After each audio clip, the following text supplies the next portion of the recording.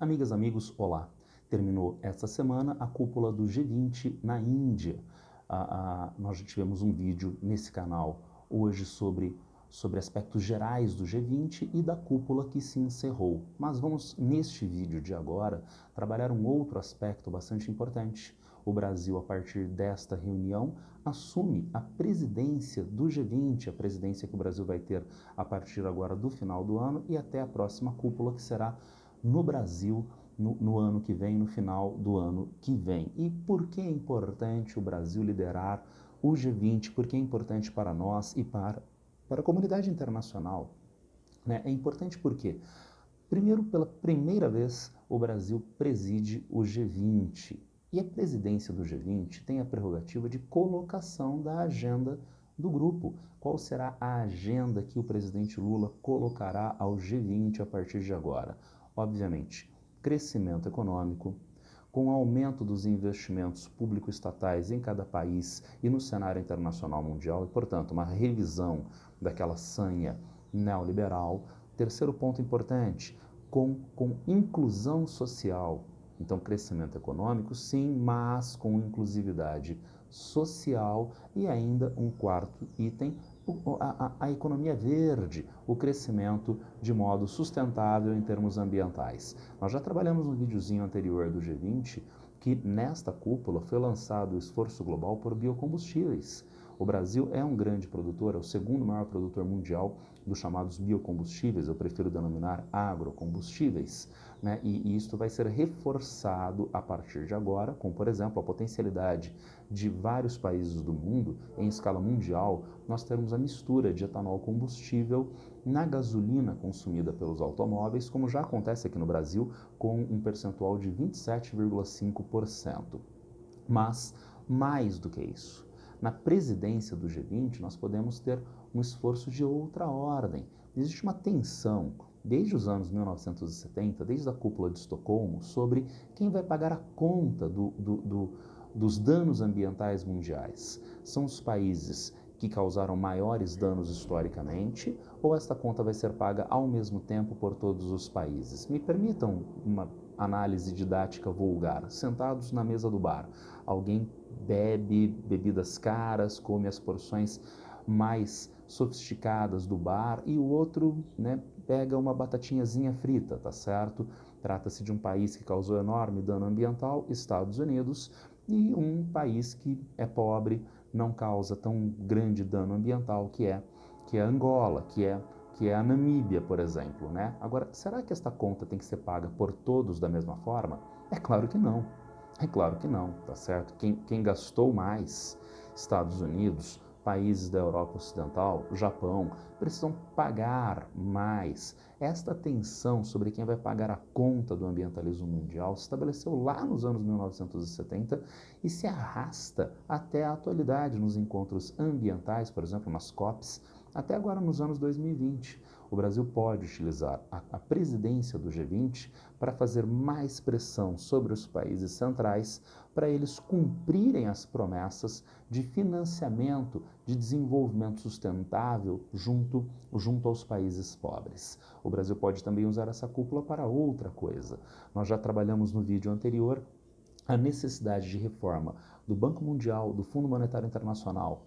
Nós já trabalhamos no vídeo anterior a ideia de reativação da Organização Mundial do Comércio, né, procedimentos que são historicamente, né, de contragosto pelos Estados Unidos. Os Estados Unidos são resistentes a essas reformas. Os Estados Unidos assinaram a declaração final da cúpula e, portanto, eles aceitam estas reformas. Mas na reunião do G20, na presidência do G20, o Brasil pode ainda pressionar por mais uma coisa: a reforma do Conselho de Segurança das Nações Unidas, com a introdução de mais membros plenos e potencialmente com direito de veto entre eles. Por exemplo, a Índia, a Alemanha, o Japão, o Brasil, que são membros do G4, grupo de países que demanda reforma do Conselho de Segurança da ONU, potencial introdução de outros países, como é o caso da República Sul-Africana, e assim sucessivamente. Então, na presidência, o Brasil propõe a agenda,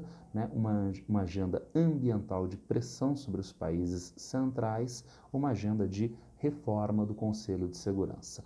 Ainda mais uma coisa, nessa cúpula da Índia, nós passamos a ter a aceitação de mais um membro no G20. A rigor, então, ele deveria ser G21, quem sabe. Vejam, a União Africana vai entrar a partir de 2024, na vigência da presidência do Brasil, como membro, né, do G20. Então, não é um país africano a mais. Trata-se da União Africana como um membro pleno do G20. Isso já tem precedente, né? Então, por exemplo, a França faz parte do G20? Faz. A França é membro da União Europeia. E a União Europeia também é membro do G20, tudo bem?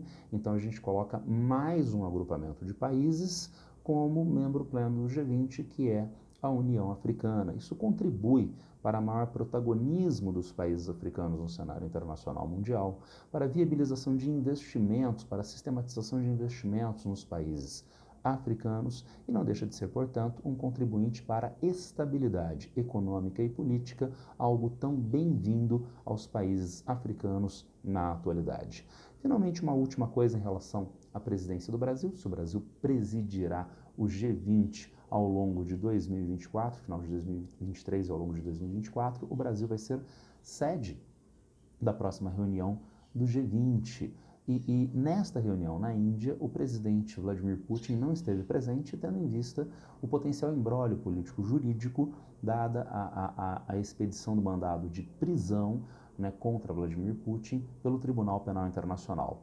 O presidente Lula declarou à imprensa indiana que se Vladimir Putin demandar, ele estará presente aqui no Brasil. Na verdade, que o Brasil vai convidar Vladimir Putin também para esta reunião aqui no Brasil, mesmo havendo o pedido de prisão pelo Tribunal Penal Internacional. Vamos a algumas considerações, algumas especulações. Primeiro, há muitas críticas. Primeiro de tudo, o Brasil é membro do TPI, tá? O Brasil é membro do TPI, portanto, as regras do TPI estão na legislação brasileira. E o Tribunal Penal Internacional, né, pressupõe que os países signatários cumpram mandados de prisão contra, né, pessoas, mandados que foram expedidos pelo Tribunal Penal Internacional. Então, teoricamente, o Brasil teria que cumprir este mandado de prisão. Vladimir Putin coloca o pé no aeroporto em Brasília, ele tem que ser levado ao cárcere e depois enviado à Haia, na Holanda. Mas um primeiro ponto importante é um questionamento por diplomatas em escala mundial do uso político do Tribunal Penal Internacional nesse mandado de prisão contra Putin. Então já há um questionamento em relação a isto. Mas há uma segunda coisa que eu estou especulando apenas, levantando uma lebre, vamos dizer assim, né? A possibilidade, quem sabe, de alguma entidade, a Advocacia Geral da União, quem sabe, Itamaraty, Ministério das Relações Exteriores da Rússia, solicitar do Supremo Tribunal Federal Brasileiro um habeas corpus para Vladimir Putin. Então, com o habeas corpus bem constituído, ele pode aterrissar aqui no Brasil, participar das reuniões e, dotado desse habeas corpus, ele está imune de prisão durante o período aqui no Brasil. Já houve na imprensa hoje quem questionasse esta possibilidade. Se o Brasil descumprir... Bom, já há precedentes. O ex-presidente do Sudão tinha contra ele um mandado de prisão, né, expedido pelo Tribunal Penal Internacional. Ele esteve presente na Jordânia em uma conferência e a Jordânia não efetuou a prisão deste mandatário sudanês. E não houve maiores desdobramentos para a Jordânia, tá certo? E para o Brasil? Imagino que também não, né? Os meios de imprensa que levantaram que o Brasil poderia ser sancionado de alguma forma, né, afirmaram inclusive que o caso poderia ser tratado no Conselho de Segurança das Nações Unidas. Nossa. Mas lembrando, qual seria o caso? O descumprimento de prisão de Vladimir Putin, presidente da Rússia. Lembrando que a Rússia é membro pleno do Conselho de Segurança da ONU, membro permanente do Conselho de Segurança da ONU, com direito de veto. Tá? Então, haveria desdobramentos internacionais mundiais, né, de sancionamento, de isolamento do Brasil? Acredito que não necessariamente, principalmente averiguando o desenrolar dos eventos ao longo agora do ano de 2024, os eventos da guerra da Ucrânia e os seus consequentes desdobramentos políticos e jurídicos internacionais. Bom, então é isso. Nós vamos ter a presidência do G20 ao longo de 2024. Essa presidência coloca a agenda internacional, agenda que pode ser de inclusão do Sul global em instâncias internacionais, como Banco Mundial, Fundo Monetário Internacional, Organização Mundial do Comércio e até a reforma do Conselho de Segurança da ONU, e a questão, a polêmica sobre a suposta vinda de Vladimir Putin, eventualmente, em uma reunião aqui no Brasil. Bom, era isso que eu tinha para passar para vocês no nosso segundo vídeo de G20 de hoje. Se alguém tiver alguma dúvida, alguma crítica, já sabe, é só me encontrar a qualquer tempo aqui nas redes sociais. Abraço para todas e todos e boa sorte.